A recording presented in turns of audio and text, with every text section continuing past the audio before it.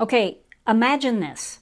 Imagine that someone could make money every time you lacked self-control, or every time that they could feed an addictive behavior, or encourage envy, or reward impatience, or make you just a little more dependent. And each time they made another dollar off of you, how much money do you think they would make? Well, the answer is billions, because that's not hypothetical.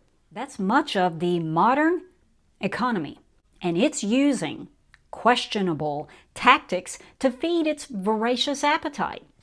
And here's what I think Gen X is beginning to recognize, and not because we've just suddenly become cynical, but because retirement and even planning and thinking about retirement has a way of changing what you value.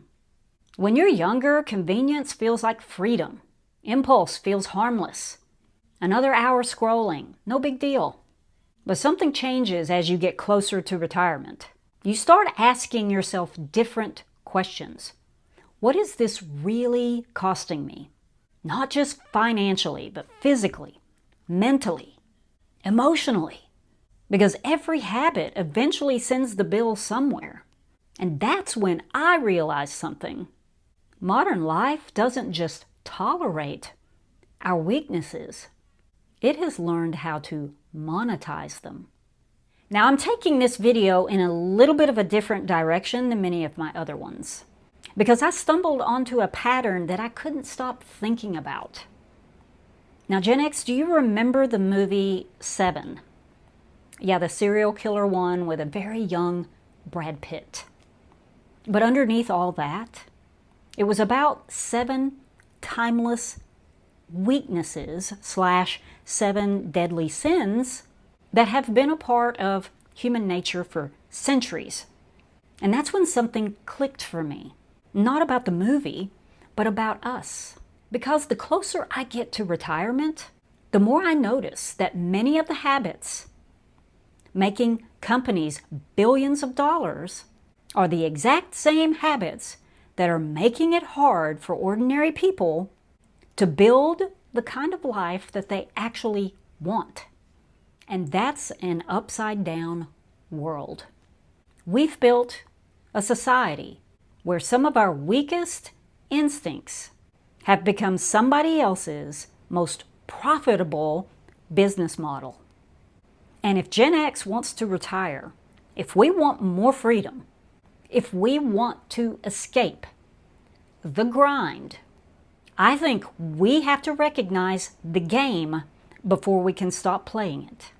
So today, let's look at 7 weaknesses that they're using to get into our pockets, and why I think the modern world has become remarkably good at rewarding every single one of them. Okay, number 1 is gluttony, and gluttony isn't just about food. It's about overconsumption. And those that want us to spend, they don't really care if we have an overspending problem. Because if we stop that behavior, then revenue doesn't get produced. And modern life almost never sends us a stop signal. Modern life has turned unlimited consumption into normal living, because just one more keeps the wheels turning. It keeps us watching and clicking and buying, because somebody profits every time this weakness grows. That's the upside down world. Contentment isn't nearly as profitable as consumption. And contentment is one of the greatest financial advantages that a future retiree can have. Because retirement isn't built by always wanting more. It's built by finally deciding, I have enough. And as we continue to go through these 7, I don't want you to just think of them as human weaknesses. I want you to ask yourself, one question. Who benefits when this weakness grows? Okay, number 2 is greed. And greed isn't about consuming. It's about believing that you never have enough. A bigger house, a newer truck, another promotion, another raise, another zero in the investment account. The finish line keeps moving because dissatisfaction sells. Now, you've heard the saying that what you feed grows. And the more we feel discontent, the harder and harder contentment becomes. The more we feed the idea that we're just one more purchase from happiness, the more that enough keeps moving farther away. And every time enough moves, somebody makes another dollar. That's the upside down world we live in. And when we finally get honest about what we actually need, instead of what advertising or algorithms or social media tells us we should want, we stop feeding the greed. And that's when retirement starts looking a lot more possible. Because retirement isn't built by always wanting more. It's built by deciding this is enough. Number 3 is envy. So how does envy fit into our upside down world? Social media turned comparison into entertainment. Somebody is always richer or younger or happier or traveling somewhere, driving a nicer car.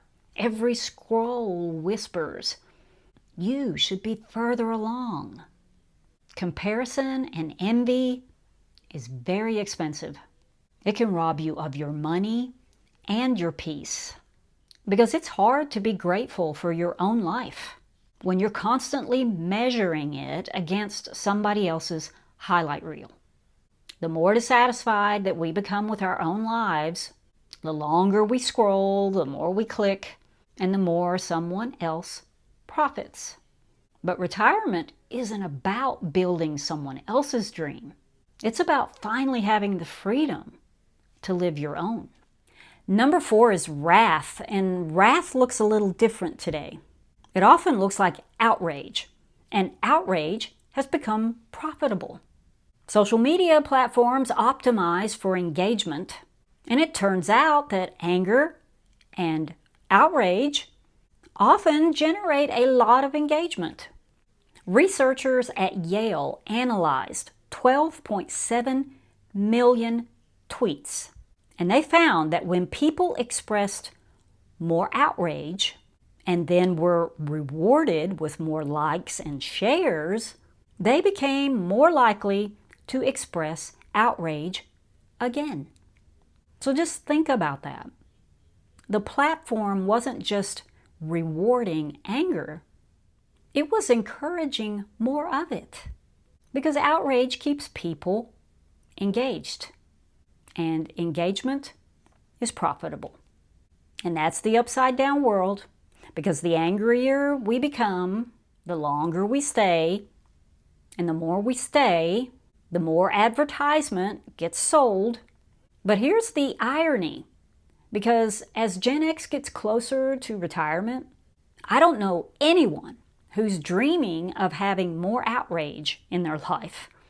They're dreaming about more peace, more quiet mornings, more walks, more time with family, more freedom.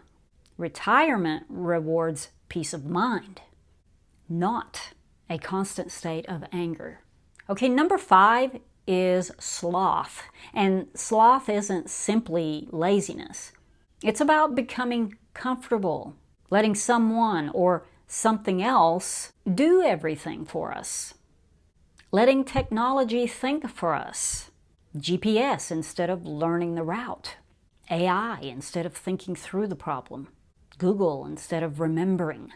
Letting convenience replace ability. Replacing instead of repairing. Fast food instead of cooking. Driving a quarter mile instead of walking. It's the slow surrender of capability and allowing convenience to slowly take away the abilities that you once had. And capability doesn't create recurring revenue, but dependence often does.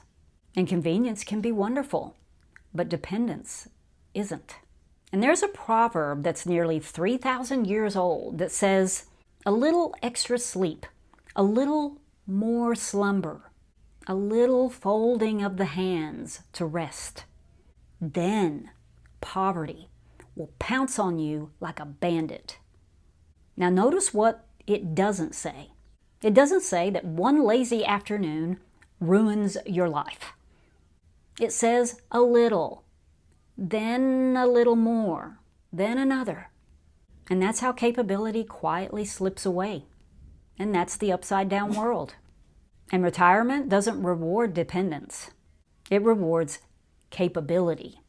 The more that you can still do for yourself, the more freedom you will keep. Number 6 is pride. And pride has been around forever. But today it wears a different face. Looking successful, posting success, broadcasting success. And there's nothing wrong with success. The problem is when we start spending money trying to look successful instead of becoming financially secure. That's the upside down world we live in. Appearance has become profitable. Status sells, luxury sells, vanity, image sells. Because looking successful is often easier to sell than becoming financially secure. And because looking successful is often easier than actually becoming successful. But retirement doesn't care how successful you looked. It only cares how well you prepared. So instead of building an image, build a nest egg. Because confidence comes from financial security, not from convincing everyone else of what you may have or may not have. Number 7 is lust. And lust isn't just about sex.